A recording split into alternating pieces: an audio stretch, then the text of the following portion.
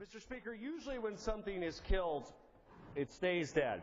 But just like a zombie movie, some earmarks refuse to die and return to life as wasteful deficit spending. That's what happened with this bill and what my simple common sense amendment corrects. This Congress was supposed to eliminate earmarks, but zombie earmarks from prior sessions keep appearing and reappearing, and my amendment corrects that. Republicans are taking earmarks from previous sessions and calling them something else.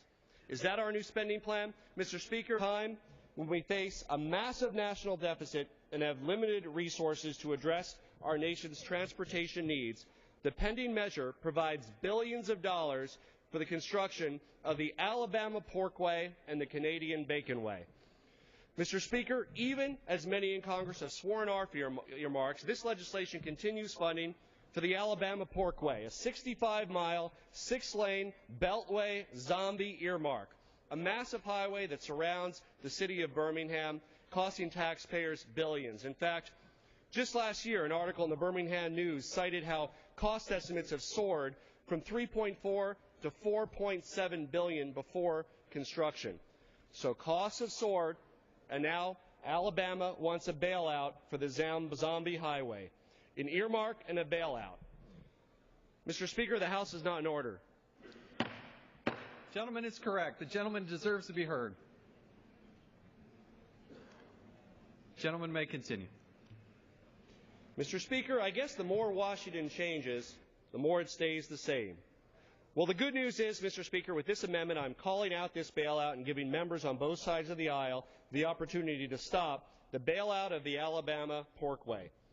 In 2004, a Republican member of Congress added a provision that had not been included in either the House or the Senate bill behind closed doors to an appropriations bill, adding a new 65-mile, 6-lane Birmingham beltway to the Appalachian Development System. This earmark is unprecedented in the Appalachian region's more than 45-year history.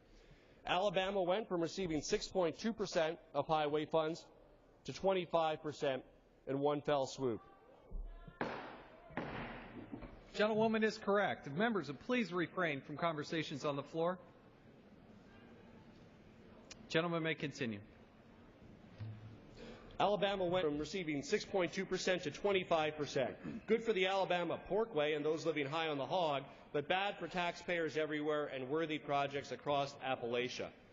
My amendment strikes the windfall bailout, and a windfall that comes at the expense of 12 other states in the Appalachian region. The money comes directly from projects that would have been funded in Georgia, Kentucky, Maryland, Mississippi, New York, North Carolina, Ohio, Pennsylvania, South Carolina, Tennessee, Virginia, and West Virginia.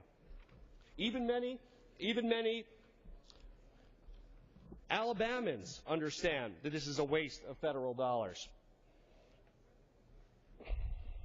If Alabamans want to build a pork line around Birmingham, go right ahead. Just don't do it with our tax dollars outside of the normal process for competing for their share of federal dollars.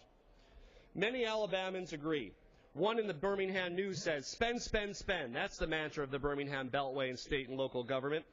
Another Alabaman says, as a businessman, I'm more concerned about the flagrant disregard for the economic damage that will be wreaked on Alabama in the long term by the Beltline.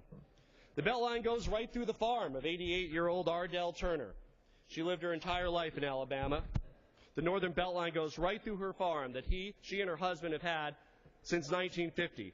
Big federal deficit spending, a big beltway, a big porkway right through Ardell's farm. My amendment also prohibits construction of highways in foreign countries, which this bill contains.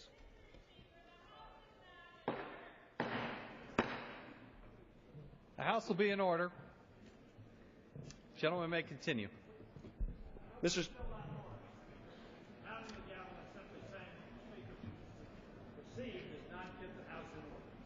Gentleman is correct. The House is not in order. Members will please refrain from their conversations on the floor.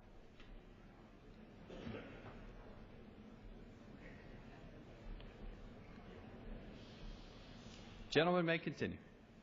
Mr. Speaker, the bill before us provides gas tax funds, $30 million a year for a 325-mile Canadian Baconway, right through the Yukon, out of the pocket of American families, and into the Canadian Baconway.